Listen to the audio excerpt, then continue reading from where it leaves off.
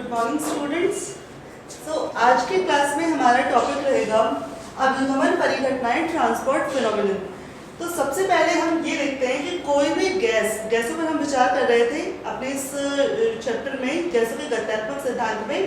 तो कोई भी गैस है वो साम्य अवस्था में रहना चाहती है, मतलब इक्विलिब्रियम में रहना चाहती है। लेकिन अगर वो असाम्य अवस्था में आ जाए, मतलब साम्य अवस्था से कुछ डिस्प्लेस हो जाए, तो उसे असाम्य अवस्था कहेंगे।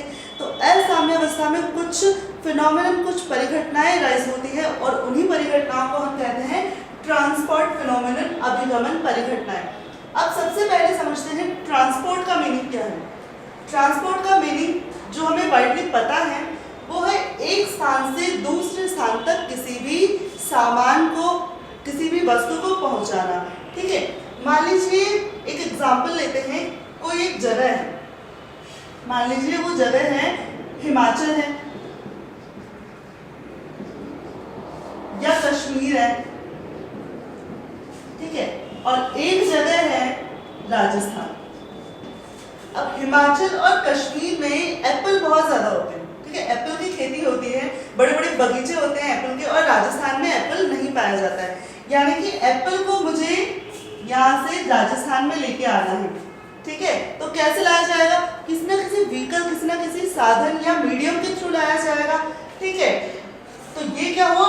ट्रांसपोर्ट किया हमने, एप्पल का ट्रांसपोर्ट राजस्थान से, सॉरी कश्मीर से या हिमाचल से राजस्थान में किया। यानी कि यहाँ पर एप्पल बहुत ज्यादा है और यहाँ पर एप्पल नहीं है। यानी कि किसी चीज की कमी को पूरा करने के लिए जहाँ वो चीज ज्यादा है वहां से कम होने वाली जगह पर या बिल्कुल ही नहीं होने वाली जगह पर पहुंचाया जाता है। ये है ट्रांसपोर्ट का मतलब। अब यदि हम बात करें हरियाणा और राजस्थान की, ठीक है, हरियाणा में भी गेहूं बहुत ज्यादा है, राजस्थान में भी गेहूं की कोई कमी नहीं है। तो हरियाणा से राजस्थान में गेहूं लाने की कोई जरूरत नहीं है। तो ये स्टेट हुई गैसों की इक्विलिब्रियम स्टेट, यानी कि जब हर एक जगह पर किसी चीज की कोई कमी नहीं है, ठीक है, तो वो इक्विलिब्रियम स्टेट है।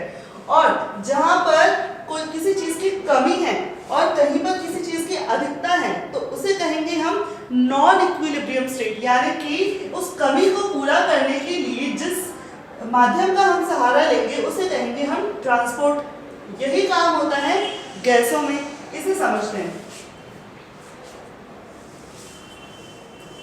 अब गैसों में जब गैस साम्यावस्था से असाम्यावस्था में चली जाती है तो तीन तरह के फिनोमेनन राइज होंगे। कौन कौन से होंगे वो फिनोमेनन? एक होगा विस्कोसिटी,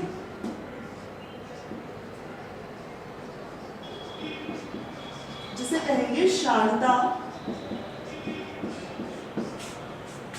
ठीक है। शांतता या विस्कोसिटी क्या है? द्रव्य के बहने का गुण है। द्रव्य में कौन कौन आ जाते हैं? गैस भी आ जाती है और तरल भी आ जाते हैं। तो बहने के गुण को कहा जाता है शांतता, ठीक है।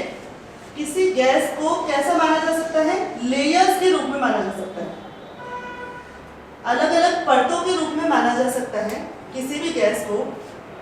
तो नीचे वाली परत, इसका हम बाकी परतों के रिस्पेक्ट में वेग को शून्य मानेंगे, ठीक है। मतलब गैस क्या है? एक जगह से दूसरी जगह पर बह रही है, ठीक है, लेकिन ऊपर वाली परतों का वेग क्या है? बढ़ता जाता है। यानी कि इस परत का मोमेंटम अगर एक P1 है, ठीक है, मोमेंटम मतलब संवेग, इस परत का संवेग P1 है, इस परत का संवेग P2 है।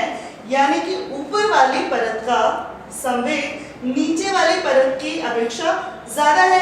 यानी कि संवेग की यहाँ पर अधिकता है और संवेग की यहाँ पर कमी है। तो कमी को पूरा करने के लिए अणु ऊपर की परत से नीचे की परत में आते हैं, तो इसे हम कहते हैं संवेग का स्थानांतरण। और इस गुण को, द्रव्य के इस गुण को क्या कहा जाता है? शांतता कहा जाता है। तो शांतता में हम क्या पढ़ेंगे? किसका स्थानांतरण हो रहा है? संवेग का स्थानांतरण हो रहा है, संवेग का स्थानांतरण हो रहा है।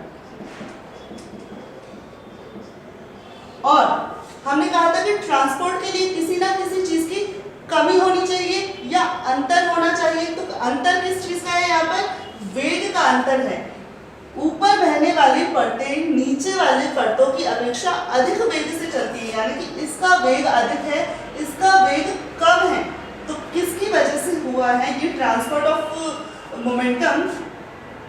वेग में अंतर के कारण, वेग में अंतर के कारण,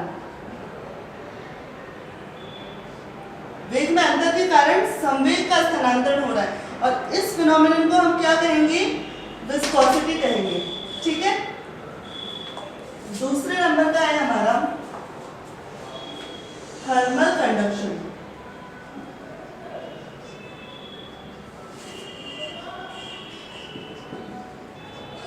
ऊष्मा चालन।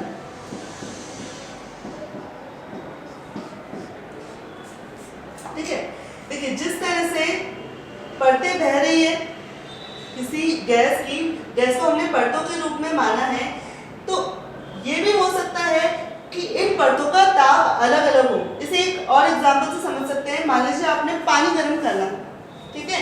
जब हम पानी गर्म करें और हम उसमें धीरे धीरे अपना हाथ ऊपर से नीचे की तरफ लेते जाएं, तो हम अनुभव करेंगे इस चीज को कि अलग अलग हाइट पर हमें पानी अलग अलग ताप तक गर्म लगता है। ठीक है, ये हम अनुभव कर सकते हैं। यानी कि यहाँ पर किसका संचरण होता है? जब हम पानी गर्म करते हैं तो पहले नीचे की लेयर्स गर्म होती है, फिर वो नीचे के अणु ऊपर आते हैं, यानी कि ताप का स्थानांतरण कर रहे हैं। ठीक है, धीरे धीरे ऊष्मा ऊपर की तरफ बढ़ती है और पूरा पानी गर्म हो जाता है। यानी कि यहाँ पर स्थानांतरण किसका हो रहा है? ऊष्मा का, ऊष्मा का स्थानांतरण होता है। और किस वजह से हुआ ऊष्मा का स्थानांतरण? ताप में अंतर के कारण, ताप में अंतर के कारण। ताप में अंतर के कारण क्या हो रहा है? ऊष्मा का स्थानांतरण हो रहा है। ठीक है, ये हो गया ऊष्मा चालन, इसे ऊष्मा का चालन। तो ये हमने देखा विस्कोसिटी, थर्मल कंडक्शन। आगे हम देखते हैं डिफ्यूजन।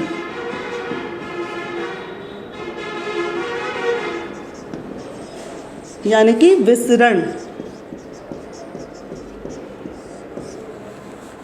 ठीक है, विसरण में हम क्या देखते हैं? कोई भी गैस है, उस गैस की सांद्रता अलग अलग स्थानों पर अलग अलग हो सकती है। मान लीजिए हमने एक पात्र लिया है, ठीक है, और इसमें हमने एक बीच में दीवार लगा दी, ठीक है, और इसमें हमने एक गैस को भर दिया है। कोई भी गैस हमने एक साइड में भर दी है।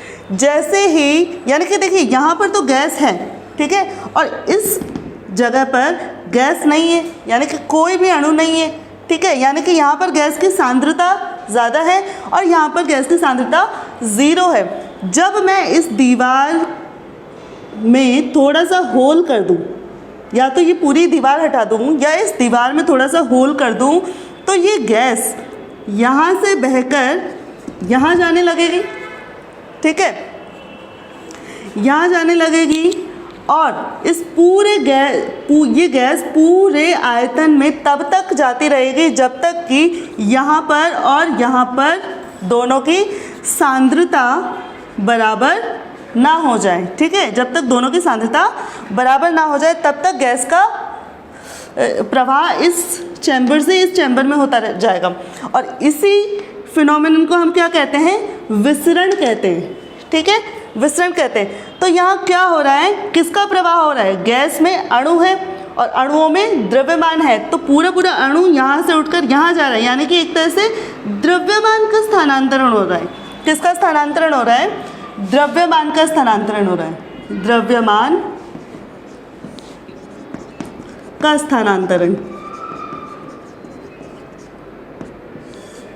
ठीक है, और किस वजह से हो रहा है?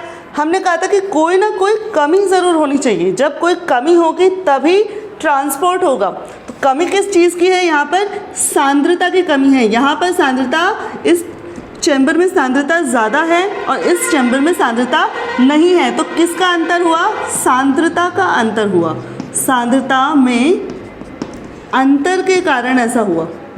ठीक है, लेकिन एक और चीज़ हम यहाँ पर नोट कर सकते हैं कि यदि यहाँ पर गैस 1 है, ठीक है, यहाँ पर मैंने दूसरा एग्जाम्पल समझ रहे हैं, यहाँ पर गैस 1 है, यहाँ पर गैस 2 है, ठीक है। अब मैंने मान लिया जैसे पहले सांद्रता अलग अलग थी, अब की बार मैं गैस 1 की सांद्रता और गैस 2 की सांद्रता को बराबर कर दूं, ठीक है, दोनों की मैंने सांद्रता बराबर कर दी है। तो क्या दीवार में होल करने के बाद गैसों का स्थानांतरण नहीं होगा? क्या यहाँ पर कोई भी ट्रांसपोर्ट फिनोमेना ऑब्जर्व नहीं किया जाएगा? ज़रूर किया जाएगा। कैसे?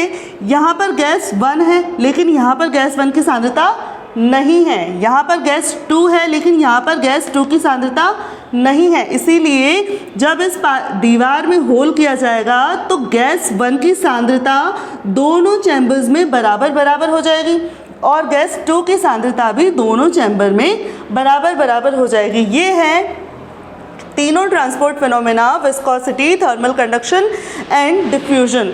अब हम डिटेल में पढ़ेंगे विस्कोसिटी को, हर एक फिनोमेनन को हमने डिटेल में स्टडी करना है। तो आज हम सबसे पहले लेते हैं विस्कोसिटी।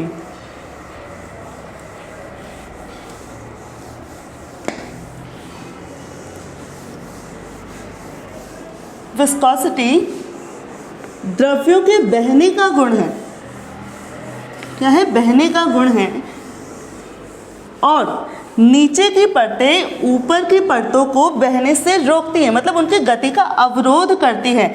और अवरोध करने में जो बल लगता है उस बल को हम कहते हैं शान बल। मान लीजिए हम एक गैस लेते हैं, ठीक है, ये z दिशा लेते हैं, ये x दिशा लेते हैं और y दिशा होगी इसके अंदर की तरफ। और हम लेते हैं कि गैस परतों के रूप में है और इसका फ्लो किधर है? x डायरेक्शन में फ्लो है, गैसों का फ्लो x डायरेक्शन में है। नीचे की परत को, सबसे नीचे वाली परत को, ये x दिशा हो गई है, ये z दिशा हो गई है, नीचे की परत का हमने वेग लेना है 0, ठीक है। और हम 3 परतें लेते हैं PQR, PQR, 3 परतें मान लीजिए हम ले लेते हैं और हमें विचार करना है इस Q परत पर, ठीक है।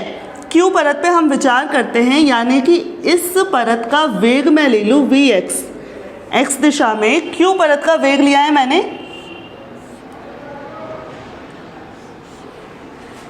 Q परत का वेग Vx ले लिया है, ठीक है। अब यदि इन परतों के बीच की दूरी को मैं माध्य मुक्त पथ के बराबर लूँ, ठीक है, इन परतों के बीच की जो दूरी है उसे माध्य मुक्त पथ के बराबर लिया जा रहा है और इस जगह से 0 पॉइंट से इस परत की दूरी z है। Q मेरी एक सेंट्रल परत है जिस पर मैं विचार करने जा रही हूँ, तो इसकी दूरी z है, तो इसकी दूरी क्या हो जाएगी? z माइनस लेमडा हो जाएगी और इसकी z प्लस लेमडा हो जाएगी, ठीक है, इसमें कोई दिक्कत नहीं है। अब देखते हैं कि प्रत्येक परत का वेग निरंतर बढ़ रहा है, ठीक है। इन परतों के बीच की दूरी सबकी माध्य मुक्त पथ के बराबर है, यानी कि इन परतों के बीच की दूरी बराबर बराबर है, यानी कि इन परतों का वेग भी एक निश्चित प्रवणता के साथ बढ़ेगा। तो वही निश्चित वेग प्रवणता हम लेते हैं, वेग प्रवणता, निश्चित प्रवणता के साथ में हर एक परत का वेग बढ़ रहा है, यानी कि del Vx by del z, z दिशा में प्रवणता है, ये कहाँ है? z दिशा में, z दिशा में ही बढ़ रही है, ठीक है, z दिशा में वेग प्रवणता हो गया। तो अब p परत का वेग, p परत का वेग क्या हो जाएगा? q से ज़्यादा ही होगा, तो Vx में प्लस करना होगा lambda del Vx upon del z, ठीक है। r परत का वेग क्या होगा?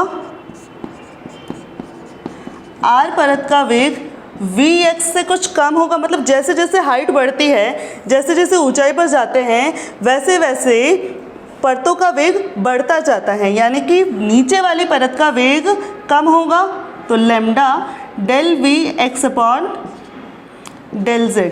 ये तो हुआ तीनों परतों का वेग। ठीक है, अब हम देखते हैं, तो ये एक अणु के लिए हमने देखा कि एक अणु का वेग या सभी अणुओं का वेग एक परत में कितना होगा, p परत के लिए ये होगा और q परत r परत के लिए ये होगा और q परत के लिए वेग vx है। अब हम देखते हैं कि इस परत का वेग vx है। ठीक है, यानी कि यहाँ पर वेग ज़्यादा है, यहाँ पर इसके कंपैरिजन में इसका वेग कम है और इसके कंपैरिजन में इसका वेग और भी कम है। अब क्या होगा कि यहाँ से अणु मोमेंटम ट्रांसफ़र के लिए संवेग का स्थानांतरण करने के लिए यहाँ से इस परत में आएंगे। ठीक है, यहाँ से इस परत में आएंगे और कुछ अणु इस परत से इस परत में जाएंगे मोमेंटम लेकर। ठीक है, यहाँ के लिए तो इस परत में ऊपर वाली परत से कैसे आएंगे, मोमेंटम देने के लिए। ठीक है, देने के लिए यहाँ आएंगे और यहाँ की परत के अणु मोमेंटम लेकर, संवेग को लेकर इस परत में पहुँचेंगे। ठीक है, अब कितने अणु पहुँचते हैं ये देखते हैं।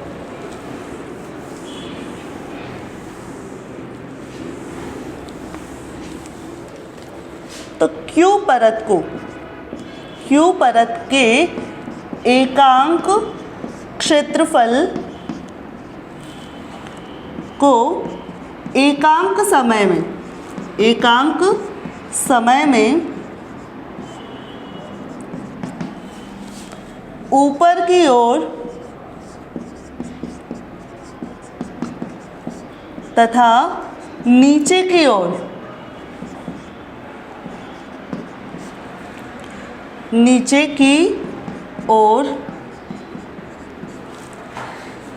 ये ऊपर की ओर पार कर रहे हैं। ठीक है, यहाँ से ऊपर की तरफ बढ़ रहे हैं ये अणु और यहाँ पर नीचे की तरफ बढ़ रहे हैं। तो ऊपर की ओर या नीचे की ओर, ठीक है, या नीचे की ओर पार करने वाले अणुओं की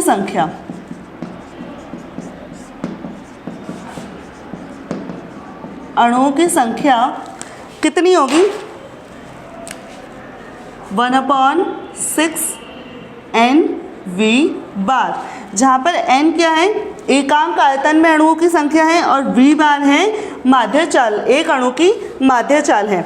इसे समझने के लिए बहुत ध्यान से आपको देखना पड़ेगा। इक्वेशन 1 नाम दे दिया है।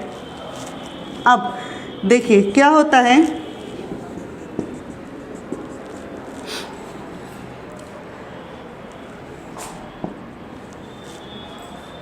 एक अणु कितनी डायरेक्शन में गति कर सकता है, 3 डायरेक्शन में गति कर सकता है। x में गति कर सकता है, y में गति कर सकता है और z में गति कर सकता है, x, y एंड z। ठीक है, 3 डायरेक्शन में एक अणु गति कर सकता है। साथ ही साथ x की निगेटिव x एक्सिस भी होगी, y की भी निगेटिव होगी, ये y है। अच्छा, अभी हमने यहाँ पर z लिया है, ये -y हो गया और ये -z हो गया, यानी कि टोटल 6 डायरेक्शन में गति कर सकता है। ठीक है, टोटल 6 डायरेक्शन में गति कर सकता है, यानी कि किसी एक दिशा में, अणु की किसी एक दिशा में गति करने की प्रायिकता कितनी हो गई, 1/6 हो गई। ठीक है, अब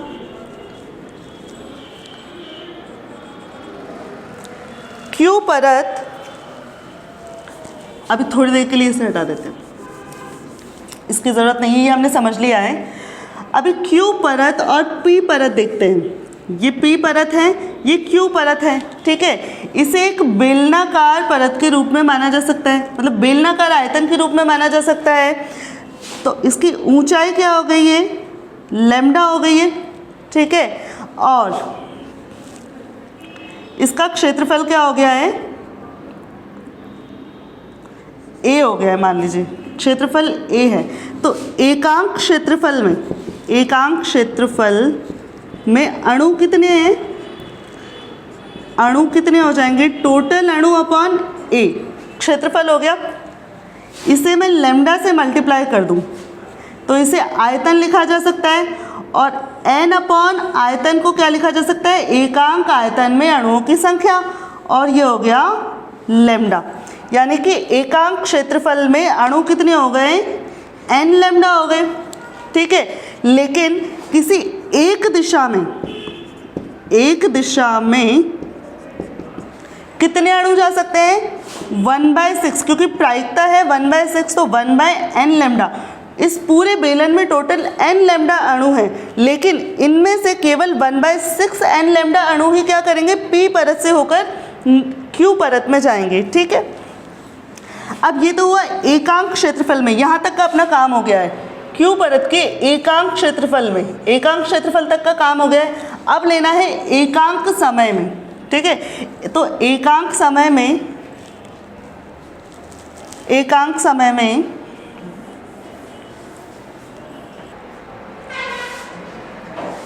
ठीक है, तो एकांक क्षेत्रफल में अणु कितने जा रहे हैं, 1/6 n लैम्डा।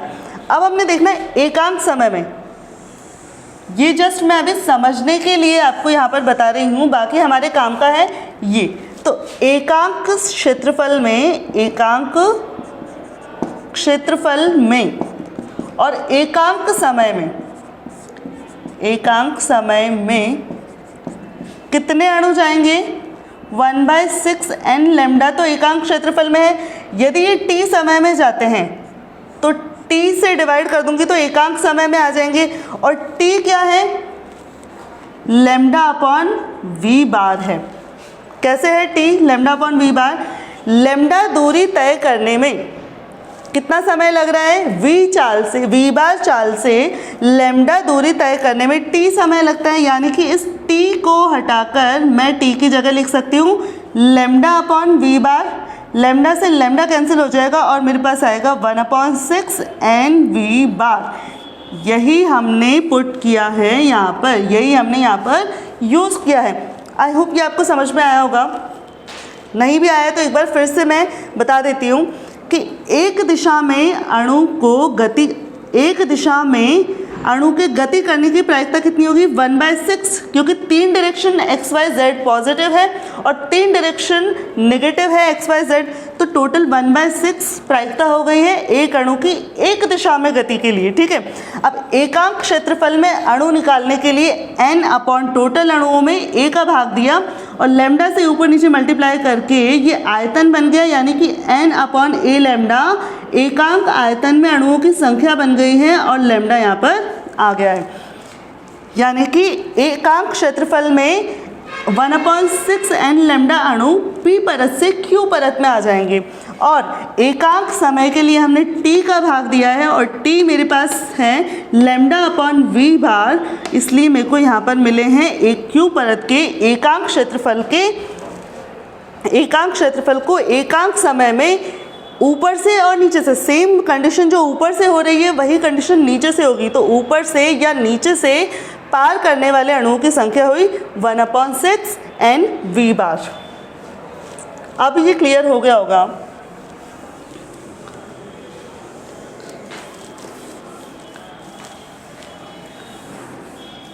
यानी कि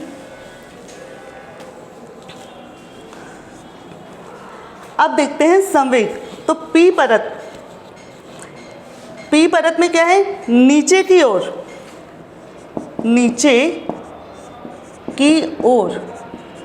p परत से होकर नीचे की ओर आ रहे हैं q परत में, तो नीचे की ओर आने वाले अणुओं का एकांक समय में संवेग, अणुओं का एकांक समय में संवेग क्या हो रहा है, एक अणु का द्रव्यमान इनटू वेग कितना है, ऊपर वाली परत का vx plus del lambda del v x upon del z, ठीक है। और टोटल अणुओं के लिए क्या करेंगे, 1/6 n v बार, जो यहाँ से आया है समीकरण 1 से, ये आ गया है। अब इसी तरह से ऊपर की ओर आने वाले अणुओं का एकांक समय में संवेग देखेंगे।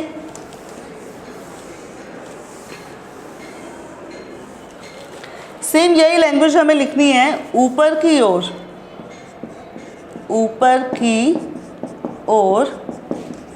यही लैंग्वेज लिखनी है। आने वाले अणुओं का एकांक समय में संवेग हो जाएगा m v x माइनस, नीचे की परत से होकर जा रहे हैं ना ऊपर, इसलिए v x minus lambda del v x upon del z इंटू कितने अणु जा रहे हैं 1/6 एन वी बार जा रहे हैं। इक्वेशन नंबर 3 और इक्वेशन नंबर 4। अब इक्वेशन नंबर 3 और इक्वेशन नंबर 4 से परिणामी संवेग निकालना है। वेग प्रवणता की दिशा में, वेग प्रवणता की दिशा में परिणामी संवेग,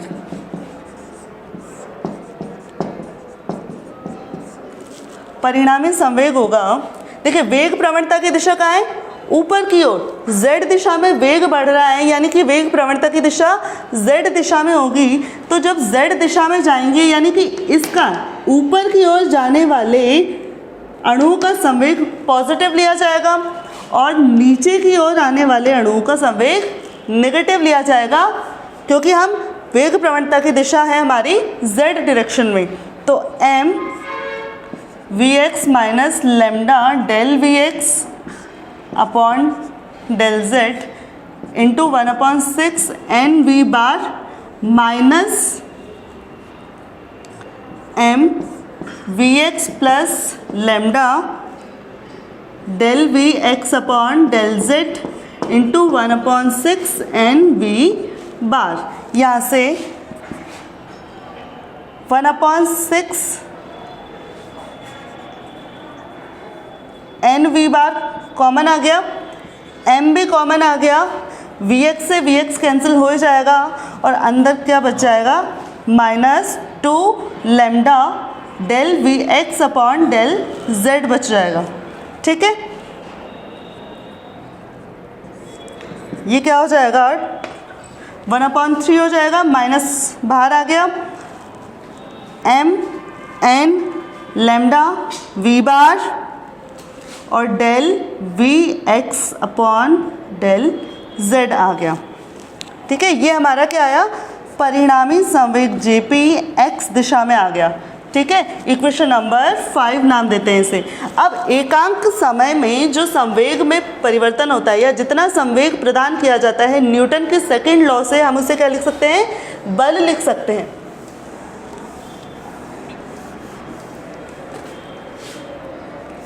तो न्यूटन के नियमानुसार, न्यूटन के नियमानुसार बल जो कि x दिशा में है, बल क्या हो जाएगा, जितना संवेग ट्रांसफ़र हुआ है, जितना मोमेंटम ट्रांसफ़र हुआ, कितना हुआ है -1/3 m n lambda v bar del vx upon del z। ये हमारी वेग प्रवणता है, ये हमारे पास बल आया और इसी बल को हम कहते हैं शान बल, विस्कस फोर्स कहते हैं इसे। यहाँ पर ये पूरा कांस्टेंट टर्म हो गया, तो rho del V X upon del eta minus eta, इस कांस्टेंट को हम ईटा से रिप्रेजेंट कर रहे हैं और ईटा क्या है, यहाँ पर शांता गुणांक है।